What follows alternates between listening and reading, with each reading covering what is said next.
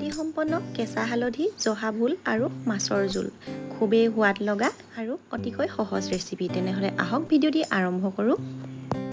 Hello everyone, welcome to my channel. This channel is all about delicious recipes and fun cooking tips. Whether you are a pro in the kitchen or just starting out, there is something for everyone. So let's begin this video journey together. ভোল কেঁচা হালধি আদা ৰচুনৰ paste আৰু পিঁয়াজ সকলোবিলাক কাটি ল'লোঁ লগতে এয়া মই মাছ দুপিছো লৈ লৈছোঁ মাছ দুপিছত মই এয়া হালধি আৰু অকণমান নিমখ ওপৰৰ পৰা ছটিয়াই মই ভালদৰে হাতেৰে মিহলি কৰি ল'ম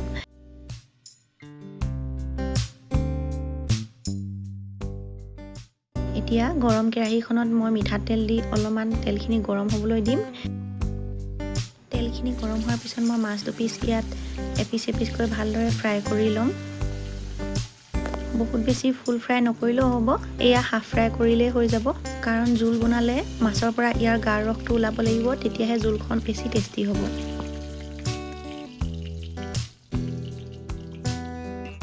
এতিয়া ইয়াৰ তেলখিনি মই অলপমান কমাই ল'ম সেইখিনি পিছত বেলেগ ভাজি ইউজ কৰিবলৈ ব্যৱহাৰ কৰিম এতিয়া বাকি থকা তেলখিনিত পিঁয়াজখিনি দি মই অলপ সময় ভালদৰে লৰাই ল'ম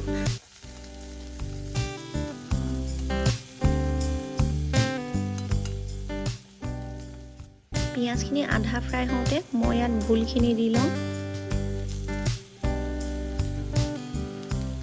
ভোলখিনি দি ভালদৰে হেতাৰে লৰাই ল'ব লাগিব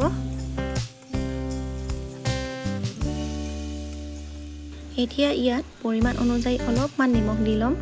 আৰু অলপ সময় সিজিবলৈ দিম অলপ সময়ৰ পিছতে ভোলৰ পৰা যেতিয়া অলপ ভোলৰ গাৰ ৰসটো ওলাব তেতিয়াই ইয়াত পানী এড কৰি দিব লাগিব আৰু ভালদৰে উতলিবলৈ দিব লাগিব ভালদৰে উতল অহাৰ পিছত কুটি লোৱা কেঁচা হালধি আৰু লগতে মাছ দুপিচ দি পিনি অলপ সময় ভালদৰে সিজিবলৈ দিব লাগিব এতিয়া নমোৱাৰ আগত আদা ৰচুনৰ পেষ্টটো দি অলপমান উতলটো আহিবলৈ দিম আৰু মান ধনিয়া দুডালমান মই এয়া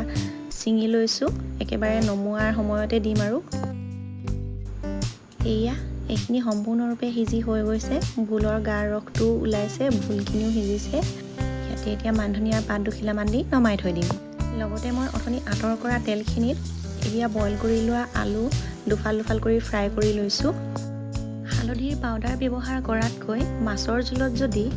এনেদৰে কেঁচা হালধি দিয়ে তেতিয়াহ'লে ইয়াৰ সোৱাদটো দুগুণ তিনিগুণলৈকে বৃদ্ধি হৈ যায় আৰু ইয়াৰ আচল সোৱাদটো পাবলৈ আপোনালোকে ইয়াত কোনো ধৰণৰ মছলা ব্যৱহাৰ নকৰিব তেতিয়াহে ইয়াৰ আচল সোৱাদটো পাব